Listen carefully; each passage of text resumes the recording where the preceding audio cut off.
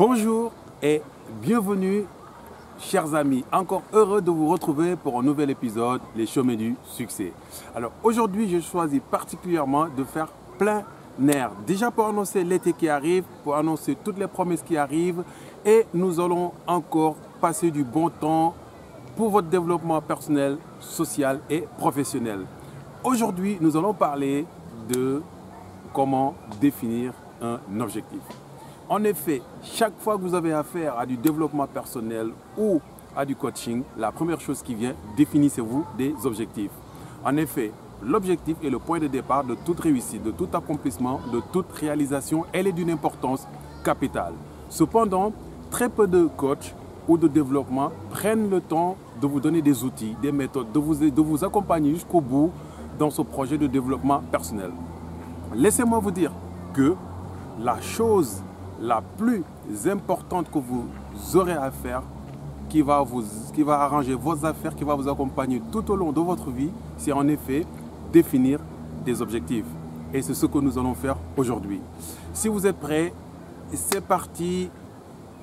La première question. Alors ça, aujourd'hui en fait, j'ai choisi de vous donner la méthode SMART, qui est non seulement la méthode la plus connue, la plus utilisée, une méthode pertinente et une méthode conventionnelle. De mon côté, j'aime bien utiliser d'autres méthodes qui sont un peu plus spirituelles, mais ce sera l'objet d'un nouvel épisode. Aujourd'hui, donc, nous allons nous focaliser sur le modèle SMART, mais agrémenté, bien sûr, par ma propre vision. La première question que vous devez vous poser, et cette question est d'une importance capitale, car elle vous permet d'être non seulement en affinité avec votre choix, avec l'objet de votre objectif, mais elle vous permet aussi de générer la passion nécessaire pour vous accompagner tout au long non seulement de l'élaboration de ce projet, de cet objectif, mais de sa mise en place. La question alors cruciale, c'est celle-ci. Que ferais-je si l'argent n'était pas un enjeu? Que feriez-vous si le salaire est, quoi qu'il en soit, garanti? On vous demande tout simplement de choisir l'activité que vous souhaitez faire. Alors, certains me diront, oui, je vais aller faire un tour du monde, je vais aller à Hawaï pour 12 mois. Imaginons que vous ayez fait tout ceci, vous avez fait tout ce qu'il faut faire et maintenant vous voulez occuper vos journées avec des activités qui en vaut la peine. Quelque chose que vous pouvez faire pour votre société, quelque chose que vous pouvez faire pour les humains, pour le monde, pour l'humanité, sachant que vous n'avez plus à vous inquiéter d'un éventuel et d'un quelconque retour d'argent. Que feriez-vous? Alors cette question, si par tous les hasards, vous réussissez à répondre à cette question, vous êtes bien avancé dans votre démarche. Car cette question va non seulement vous montrer votre mission de vie, mais elle va vous montrer la chose que vous feriez avec tous les plaisirs du monde et l'argent ne sera pas votre motivation première. La deuxième chose, d'ailleurs que j'ai envie, je vais vous dire avant de continuer, c'est que définir un projet va vous sortir du lot des 98 personnes qui sont des suiveurs, qui sont derrière. Une enquête avait été menée aux États-Unis auprès d'hommes et de femmes de classe moyenne et qui avaient estimé avoir échoué leur vie. Devinez le point qui revient tout le temps. Le point qui se retrouve à tous les coups parmi ces personnes, 98% de ces personnes, c'est en effet la non-définition d'objectifs. C'était des personnes qui n'avaient pas d'objectif. Et bien entendu, si on n'a pas d'objectif, on n'a pas un motif de réaliser quoi que ce soit parce qu'on n'a même pas un début de commencement.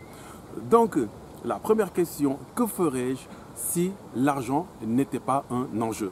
Si vous avez découvert cette chose, vous êtes bien en avance sur le tas, sur la multitude. La deuxième question, et celle-ci, c'est pour alimenter le désir, alimenter la passion et quelque chose qui va pouvoir vous accompagner pour pouvoir aller subir les obstacles. Parce que si votre objectif, si vous n'avez pas d'affinité avec votre objectif, vous aurez du mal à tenir sur la distance. Donc cette deuxième question, pour alimenter ce désir, ce sera de répondre à la question pourquoi. Pourquoi vous faites ce que vous avez envie de faire, l'objectif, l'objet de votre projet, pourquoi vous le faites? Est-ce que c'est pour répondre à des besoins spirituels ou est-ce que c'est pour répondre à des besoins existentiels ou est-ce que c'est pour répondre à des besoins matériels ou à un besoin de votre ego? Cette réponse va venir imprimer l'envie et l'objet de votre objectif et va venir alimenter un désir continu qui saura vous accompagner tout au long de votre quête, tout au long de la mise en place de votre objectif. Alors, si vous avez répondu à ces deux questions, maintenant vous pouvez commencer à prendre des techniques pour aller définir un objectif. Parce que vous venez maintenant de choisir dans la multitude l'objet de votre attention, l'objectif même que vous voulez réaliser.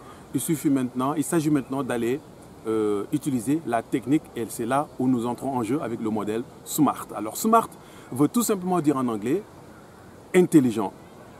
Ici, nous allons travailler avec des acronymes. Les acronymes vont reprendre les mêmes mots, les mêmes lettres du mot SMART, tout simplement parce que c'est la façon de définir un objectif d'une manière intelligente.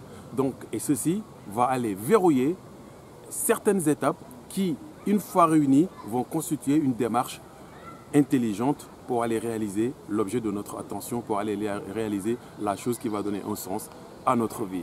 Nous allons commencer donc par la première lettre, c'est le S de SMART. S pour spécifique. Un objectif doit être spécifique. Vous devez avoir le maximum de détails possible. Pourquoi vous voulez le faire? Comment vous comptez le faire? Avec qui vous comptez le faire? Quand vous comptez le faire? Comment vous comptez le faire? Vous devez réunir le maximum de détails pour aller réaliser cet objectif. Donc et là, cette étape, elle est cruciale, car cette étape va englober le concept même, le contenu de votre projet, le b.a.-ba, en fait, le pour et le contre, les détails, les particularités et tous les éléments susceptibles en fait d'aller soutenir cette idée. Vous devez être le plus clair possible à cette étape de votre démarche. Après spécifique, nous passons à maîtrisable. Un objectif doit être maîtrisable, c'est-à-dire que l'objectif doit être en fait dans vos cordes. Quand vous choisissez d'établir un objectif, vous ne pouvez pas, par exemple aujourd'hui, décider que vous voulez aller conduire un avion, vous n'êtes pas pilote, vous n'avez pas vécu de formation, etc. Donc vous ne pouvez pas du tout aller taper à ce niveau. Par contre, votre objectif doit être maîtrisable et là, c'est quelque chose qui va entrer dans vos cordes, quelque chose que vous êtes capable de faire. Soit c'est quelque chose qui va avec votre tempérament, ou quelque chose qui va avec vos compétences et connaissances, ou quelque chose que vous pouvez aller apprendre et la maîtriser. Quoi qu'il en soit, elle doit être maîtrisable. Alors, A pour acceptable, ambitieux et accepté. Je commence par accepter. Donc, le projet doit être votre projet à vous, mais pas le projet d'une tierce personne. Ce n'est pas pour satisfaire en fait votre ego ou pas pour satisfaire la vision d'un parent, d'un frère, sœur ou de votre époux ou épouse ou pour satisfaire une quelconque tierce personne de votre entourage. Le projet doit être votre propre projet et accepté par votre propre personne, accepté par votre personnalité, par votre ego. Alors, ambitieux. Je dis projet ambitieux parce que si c'est un projet ambitieux, ça va créer chez vous en fait plus de fierté de le réaliser. Ça va vous propulser. Plus le projet est ambitieux, plus vous avez envie d'aller le réaliser parce que plus le résultat escompté va vous combler. Donc il doit être le plus ambitieux possible parce que, souvenez-vous, la plupart des personnes d'ailleurs sous-estiment leurs compétences, sous-estiment leurs performances. Donc là, il s'agit d'aller taper au plus haut parce que si vous visez le ciel, si vous ne parvenez pas au ciel, vous ne serez pas très loin, mais en tout cas, vous allez dépasser le commun des mortels. Acceptable alors, à ce niveau, et accepté, et acceptable alors, excusez-moi, acceptable donc pour dire que ce projet, en fait, doit non seulement être accepté par vous, mais acceptable pour la multitude. Donc, pour la mise en place de votre projet, vous ne devez pas aller marcher sur la plate-bande des gens. Votre projet doit être en fait un projet qui ne va pas en cours de route faire mal à une tierce personne ou aller contrecarrer les projets ou le bien-être d'une autre personne.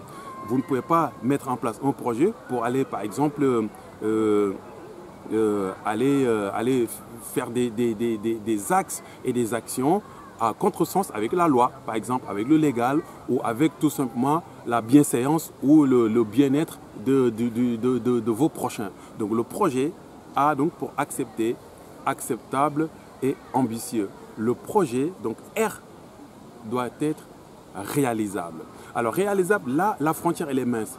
Qu'est-ce qui est réalisable et qu'est-ce qui ne l'est pas? Souvenez-vous, avant la création de l'avion, des avions en fait par les frères Wright, le commun des mortels estimait ce projet irréalisable, irréaliste.